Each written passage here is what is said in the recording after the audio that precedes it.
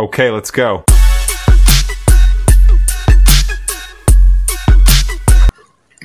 Salut les gars, bienvenue dans l'Agam MS Sport 13 TV. Dañuy revenir ci le bilan de ce mois de mars, notamment les qualifications de la Coupe du Monde, match Ligue des Nations et Amérique du Sud, Argentine Brésil, match bu ñëpp doon xaar. Mais dañuy commencer avec l'équipe nationale du Sénégal. Donc le bilan, les Lions, 2 matchs, 4 points lañ ci am, victoire ak match nul, 4 points sur 6. C'est un bilan négatif, c'est pas mal, mais aussi les Lions n'ont pas fait le maximum de points. Si l'Union Harmonie jël 6 points, elle a récupéré la première place. Mais finalement, 4 points la ñu am. Le grand gagnant, c'est la RDC. Donc la République démocratique du Congo, c'est le grand gagnant qui li nga xamante ne si mooy cette fenêtre de qualif à la Coupe du Monde. Ñoom 2 victoires la ñu am. Gagné Soudan du Sud daal di gagné Mauritanie, donc ñu am 6 points. Nekk à la tête même du groupe avec 13 points. Non Lions aussi ñu nekk nañ 3e place bi nga xam ne ci lañ nekkoon ñëw à la 2e place, 12 points, même nombre de points que le Soudan, car c'est le grand perdant, parce que ñoom le Soudanais dañ def 2 matchs nuls ginnaaw bu ñu finir ak Sénégal daal defaat match nul ak beneen Soudan du Sud seen dëkkandoo xam ne sax dañu mëne ñu fekk leen fa à la 98e minute de jeu, malheureusement. Donc heureusement pour nous, loolu daf ñuy permettre ñoom ñu mën leen dab raw leen goal différence fi mu nekk nii nag mën nañ la course ñun ak waa RDS Congo la. Donc les coéquipiers de Wissa et de ki nga xamante ne si mooy le capitaine Chancel Mbemba. Donc fi mu nekk nii ñoom Sénégal ak Soudan, donc le trio qui se détache, mais mën nañ daal à la fin ni xaar course bi le ticket entre Sénégal et la République démocratique du Congo. Donc non Lions ñi espérer bu baax war a def fi li nga xam ne si campagne bi des match yi des ñu def ci sans faute, maanaam mën a gagner Mauritanie fii à domicile, Soudan door daal di koy gagner à domicile, mën a fekki RDC gagner ko ak beneen Soudan bi. Donc gagner tous les matchs pour vraiment se qualifier sans mën a dépendre ci un quelconque résultat. Loolu rek la ñu mën a def nga xam ne da ngay qualifier am sa destin en main entre tes mains, maanaam gagner match yi des yëpp.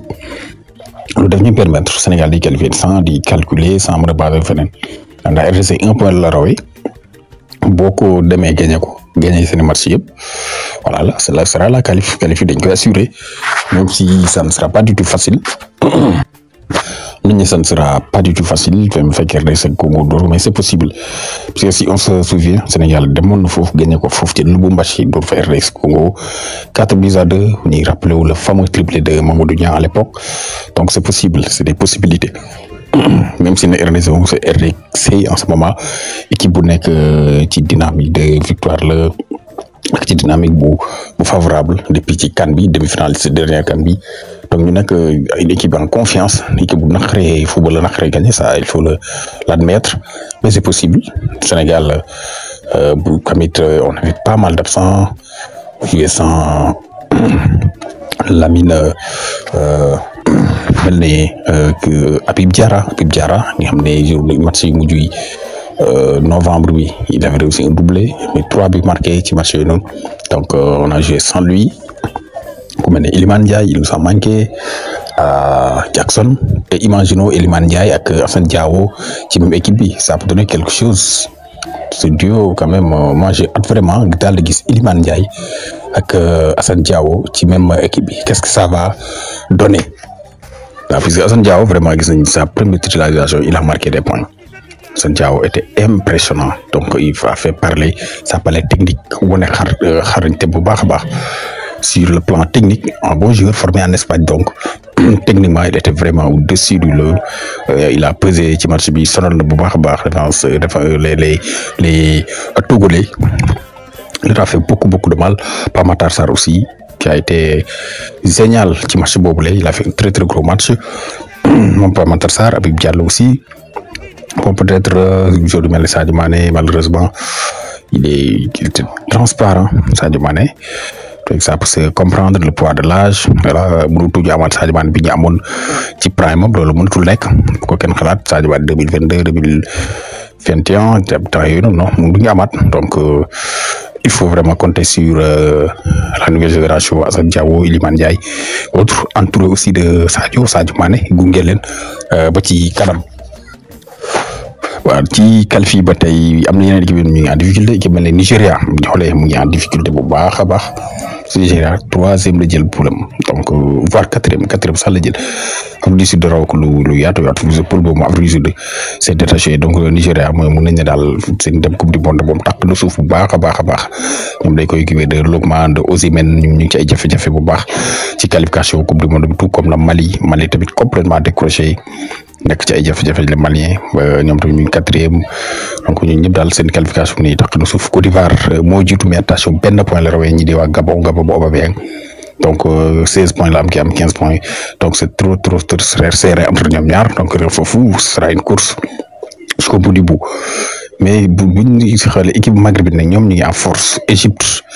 vraiment calmement moo dominé groupe am Maroc même chose Tunisie même chose Algérie donc ñoom moom mën nañ ne jekku nañ bu baax a baax pour daal di dem ci coupe du monde parce que ñoom dañuy rawee lu bëri sax ñi leen poursuivre donc Maghreb bi di moom au risque de voir toutes ces 4 grandes nations du foot africain du nord du football africain ci coupe du monde 2026 wala muy Maroc Égypte Algérie ak xamante ni si mooy Tunisie donc ñoom jekku nañ bu baax a baax nag loolu Afrique du Sud buñ ko waxee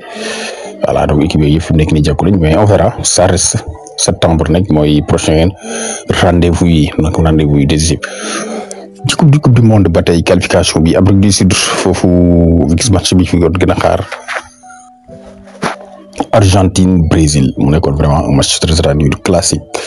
mu nekk bi véritable classique les ennemis ñoom ñaar Argentine Brésil duñu mente dara match bi nag nañ sa avant mu commencé kii di Rafinha moo lancé woon match bi sa Rafinha daf na woon vraiment on va les tabasser ci terrain bi ak ci biti terrain bi moom Rafinha l'attaquant du Barça loolu la xam le woon donc moom mu xam leen ne daal Argentin ñoom dañ leen dóor ci terrain bi waaye tamit buñ génnee terrain bi dañ leen duma Rafinha bu ne loolu lañ moo piqué Argentin sax ñoom dañ qualifié avant match bi dafa bi Uruguay ak Bolivie footballé pare ñoo njëkkoon football daal li match nul 0 partout loolu dafa jox qualification automatique ñi di waa Argentine mais match bi football ak Brésil loolu motivation la parce que ñoom ñaar classique la foofu ci Afrique du Sud fu ñu tasee day metti donc comme ni mu demee comme niñ koy tàmbalee gisee gis nañ te metti woon na waaye nag li mu mooy Argentine vraiment a surclassé le Brésil foofu Argentine a surclassé le Brésil vraiment dañ leen a mën duma leen ëpp leen doole ñaari yoon daal loolu lañ fay gis di Argentine sans Messi pourtant sans Lautaro Martinez mais am ay joueurs yu extraordinaire talentueux Mac Allister Julián Álvarez l'Atlético de Madrid nga xam ne mu ngi en très grande forme Correa même si moom deuxième mi-temps la dugg mais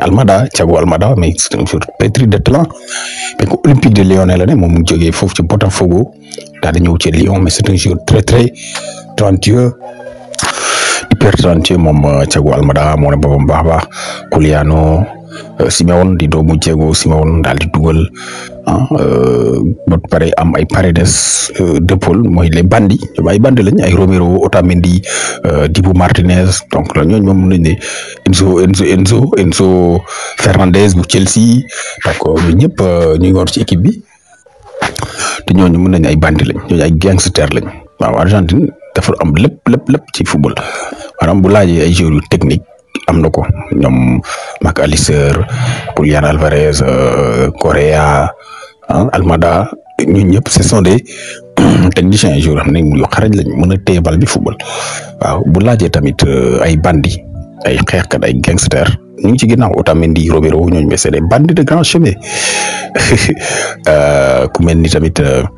waaw wax ni Romero le gardien Dibu Martinez moom xaritu français xam nga bu baax a baax ñun ñëpp ce sont des bandits quand même ñëw d'épaule Paredes voilà donc Argentine c'est une armée te gangster ñoom ay bandi lañ waaw bu laajee football mën nañ football bu laajee xeex bu laajee ñu déstabiliser la donc loolu ils ont vraiment toutes les armes à main donc c'est une équipe très très dangereuse difficile à jouer les Argentins et lii bu continuer sax coupe du monde 2026 bi ils feront partie des favoris donc ñoom ils sont classés le Brésil de Rafinha de Vinicius de Rodrigo donc un Brésil vraiment qui n'existe que de nom Brésil bi mën nañ ne tour bi vraiment fa descend ce n'est plus le grand Brésil depuis ay Ronaldinho Kaká Ronaldo Rivaldo mën nañ ne Brésil bi n'existe que de nom même pour génne Vinicius Rafinha Rodrigo mais on ne voit pas des joueurs extraordinaires milieu terrain bi soit défense peut-être ay Marquinhos voilà mais on ne voit pas des joueurs extraordinaires comme à la grande époque du Brésil niñ ko tàmmeewoon di gisee Brésil chaque fois da doon am neuf bu mag a mag Ronaldo Romario ñoom jaar nañ mais fi mu nekk nii keroog kan moo nekkoon le neuf du Brésil Matheus Cunha foofu la ne Wolverhampton moo nekkoon numéro 9 bu Brésil donc on dit Brésil amatul talent yi mu daan am gisatuñ ko foofu donc c'est pour raison pour laquelle donc Argentine fu mu ko téye rek fu mu nekk di da koy duma wan ne ko maa la man donc keroog loolu la ko won Argentine dafa wan ne Brésil vraiment duma sa morom maa la man vengé wu nag ci déclaration bu Rafinha bi defoon ñoom les bandits yi d'Argentine voilà Europe moom Ligue des Nations bi tamit neexoon na quart de finale yi ñuy xaar nag les demi-finales ci mois de juin bi fële ci Allemagne lay amee demi-finale yi kon nag amul match aller-retour benn match lay doon donc muy final four yi Allemagne Portugal foofu nag biir Allemagne mën nañu ne Allemagne par légèrement favori Espagne France remake demi-finale de la dernière Euro on se souvient le but splendide de Lamine Yamal donc il y avait dribblé Rabiot yaa dugal bi wu rëy rëy Espagne éliminé woon France donc ñoom ñaar ñu war a retrouver wu donc revanche lay doon pour les Bleus de Didier Deschamps donc muy match yu ñuy xaar match yu neex lay doon ci monde de jeu bi donc les gars c'était tout pour aujourd'hui.